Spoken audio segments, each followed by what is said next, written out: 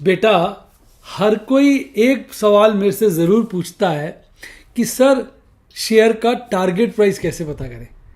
भाई हमने शेयर खरीद लिया, सस्ता लगा, अच्छा अब कब बेचें, ये एक बड़ी समस्या है सबके सामने। और आज की वीडियो में इस समस्या का हल जानेंगे और इसके साथ साथ बात करेंगे वोडाफोन की। तो बने रहिए मेरे साथ। अगर आपने मेरे चैनल को सब्सक्राइब नहीं किया तो फटाफट सब्सक्राइब कर लें और बेल आइकॉन का बटन दबा दें ताकि इस तरह की बेहतरीन वीडियो का सबसे पहले नोटिफिकेशन आपको मिले।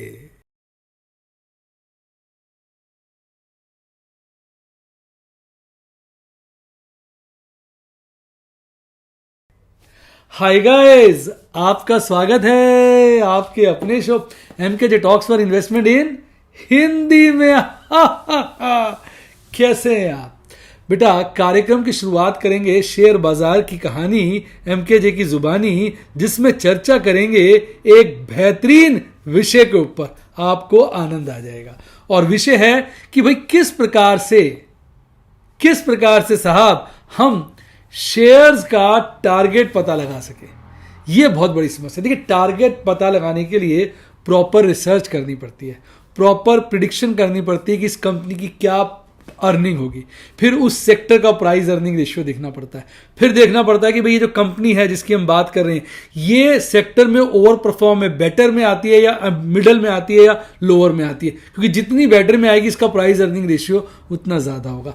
पास्ट ट्रैक रिकॉर्ड को देखते हुए, कॉम्पिटिटिव फर्म्स के प्राइस अर्निंग देखते हुए, प्रेजेंट प्राइस अर्निंग देखते हुए हम एक कहते हैं ना प्राइस अर्निंग रेशियो उसका डिटरमिन कर लेते हैं। फिर प्रोजेक्टेड अर्निंग को प्राइस अर्निंग रेशियो से मल्टीप्लाई करते हैं, प्रोजेक्टेड अर्निंग पर शेयर को प्राइस अर्निंग पर शेयर से मल्टीप्लाई करते हैं और हमारा निकल के आ जाता है टारगेट प्राइस। अब जितना आपने प्रोजेक्शन अच्छी की होगी अर्निंग पर शेयर की, उतना आपका टारगेट प्राइस परफेक्ट होगा। तो ये बिल्कुल आसान तरीका है। आप कहेंगे आसान सर, ये प्रिडिक्ट कैसे करेंगे, प्रोजेक्टेड EPS कैसे निकालेंगे? तो बड़ा मुश्किल काम है।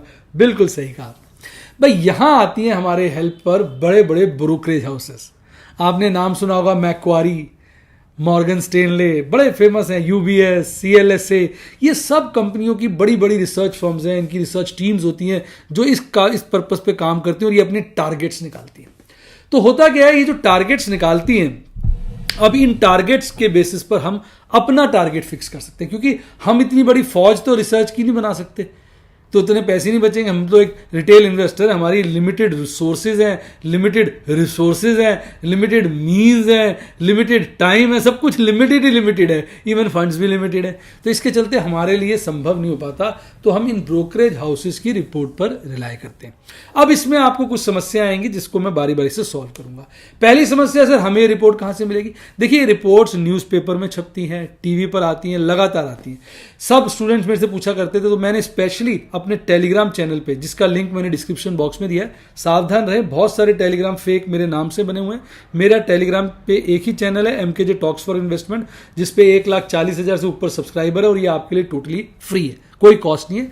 वहां पर मैं डेली ब्रोकरेज रिपोर्ट्स डालता हूं।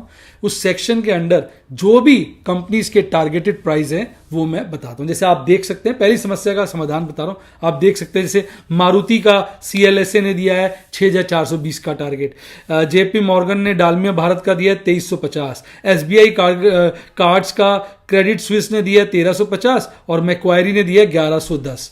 फिर अगर आप देखेंगे, मैक्वायरी ने बहुत सारे ऑटोमोबाइल सेक्टर्स के टारगेट दिए हैं। M&M का 1,059 रुपये, टाटा मोटर्स का 567, ये डिफरेंट देखिए टारगेट्स हैं। फिर CLSA ने जील का दिया है 415 रुपये। तो इस तरह से आपको टारगेट्स बड़ी बड़ी कंपनियां देती हैं। डेली बेस पे इनके टारगेट्स बड़े डायनेमिक होते हैं, ये चेंज होते रहते हैं। जैसे जैसे कंपनी के quarter wise earning performance change होती है, ये बिजनेस हाउसेस भी अपने टारगेट्स रिवाइज करते रहते हैं।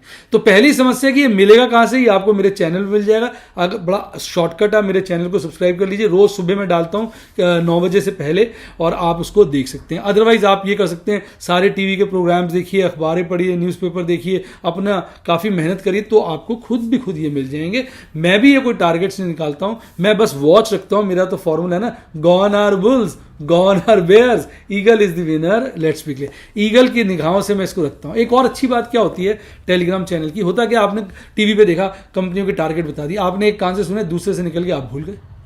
मैं इसको यहाँ लिख देता हूँ और हर रोज के टारगेट लिखता हूँ। तो आप मेरे टेलीग्राम चैनल पे ऊपर जाएंगे तो आपको सारे पुराने टारगेट्स डेट वाइज नजर आ जाएंगे।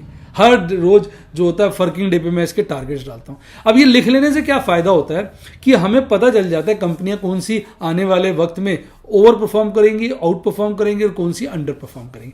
अब आप कहोगे सर ये क्या, अब दूसरी समस्या कि क्या ये टारगेट्स पूरे रिलायबल होते हैं? बिल्कुल नहीं, क्योंकि ये डायनेमिक होते हैं और ये चेंज कर देते हैं और कई बार ये वेस्टेड इंटरेस्ट से भी अफेक्टेड होते हैं। ये बड़ा नेचुरल है। तो मैं क्या करता हूं, इन टारगेट्स के हिसाब से चलता हूं। जैसे मैं आपको एग्जांपल देता हूं, टाटा मोटर्स का 567 का टारगेट है। अब मैं टाटा मोटर में काम कर रहा हूं, मैं जो इसकी कॉल बेचता हूं 550 की बेचता हूं। मैं सोचता हूं 567 का है, जो ऊपर की तरफ हो 550 की कॉल बेच देता हूं। और अगर शेयर भागता है तो कहीं भी 540 535 आता है, मैं एग्जिट कर जाता हूं।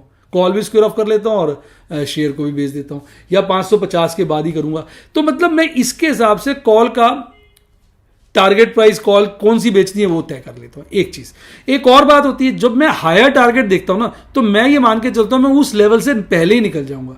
उस लेवल के बाद भी चला जाता है शेयर, ऐसा नहीं है जाता नहीं है, उससे ऊपर काफी चला जाता है। पर मैं समझ लेता हूं यार अब उसने 567 का कहा है तो मैं 550 में खुश हूं।